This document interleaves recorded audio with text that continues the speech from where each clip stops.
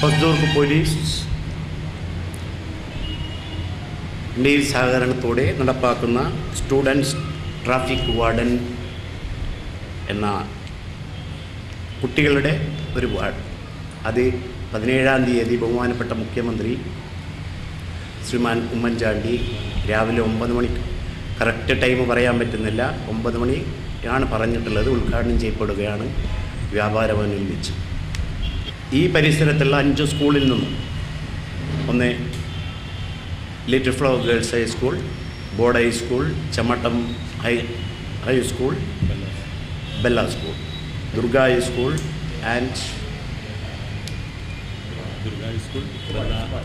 Iqbal high school, ഈ 5 സ്കൂളുകളിൽ നിന്നും 20 കുട്ടികളെ വീതം സെലക്ട് ചെയ്ത് കാഞ്ഞങ്ങാട് ജനമൈത്രി പോലീസിൻ്റെ സഹായത്തോടുകൂടി അവർക്ക് ട്രെയിനിങ് കൊടുക്കുകയും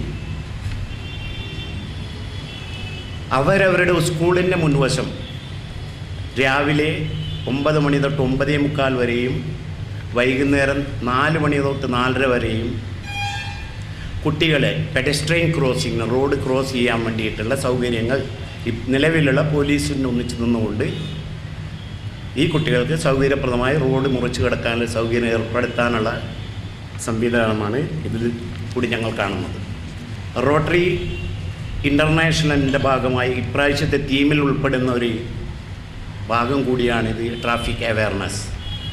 അതിൻ്റെ ഭാഗമായിക്കൊണ്ടാണ് ഇത്തരത്തിലൊരു പരിപാടി മിഡ് ടൗൺ കാഞ്ഞങ്ങാട് ആവിഷ്കരിക്കുന്നത്. ഈ ഈ അധ്യയന വർഷം അവസാനം വരെ ആഴ്ചയിൽ 5 ദിവസം കുട്ടികൾ 4 കുട്ടികൾ വീതം ഓരോ സ്കൂളിന് മുമ്പിലും രാവിലെയും വൈകുന്നേരവും മറ്റുള്ള കുട്ടികളെ റോഡ് ക്രോസ് ചെയ്യാനായിട്ട് അവിടെയുള്ള പോലീസിനെ അവരുടെ ഒന്നിച്ചുണ്ടായിരിക്കുന്നതായിരിക്കും. ഞങ്ങൾ ഇങ്ങനെയൊരു പദ്ധതി ഹൊസ്ദുർഗ് സിഐയുടെ മുമ്പിൽ സമർപ്പിച്ചപ്പോൾ അദ്ദേഹമാണ് ഏറ്റവും കൂടുതൽ താല്പര്യമെടുത്തതും വേണ്ട മാർഗനിർദ്ദേശങ്ങൾ തന്ന് ഈ രീതിയിലേക്ക് ഈ പദ്ധതി മാറ്റിയതും. അപ്പോൾ ശരിക്കും അദ്ദേഹം ഉദ്ദേശിച്ചത് എന്താണെന്ന് വെച്ചാൽ, സമൂഹത്തിൽ ചുമതലാബോധവും കടമയും ഉള്ള ഒരു പൗരന്മാരെ വാർത്തെടുക്കുക. അതാ കുറച്ച് പേരെങ്കിൽ കുറച്ച് പേര്, ആ ഉള്ള കുട്ടികളെങ്കിലും നമ്മൾ നന്നായി വളർത്തിയെടുക്കുക. കാരണം ഇന്നത്തെ കൗമാരത്തിൻ്റെ പ്രശ്നങ്ങളും ഇതുപോലെ നമുക്ക് നന്നായിട്ട് അറിയാവുന്നതാണ്. ആ ഒരു ലക്ഷ്യവും കൂടി ഇതിൻ്റെ പുറകിലുണ്ട്. അതുപോലെ ഈ കുട്ടികൾക്ക് വേണ്ട വൈകുന്നേരം, രാവിലെയും വൈകുന്നേരവും കഴിഞ്ഞ് വൈകുന്നേരങ്ങളിൽ ഞങ്ങൾ ഇതിനു വേണ്ട റിഫ്രഷ്മെൻറ്റിൻ്റെ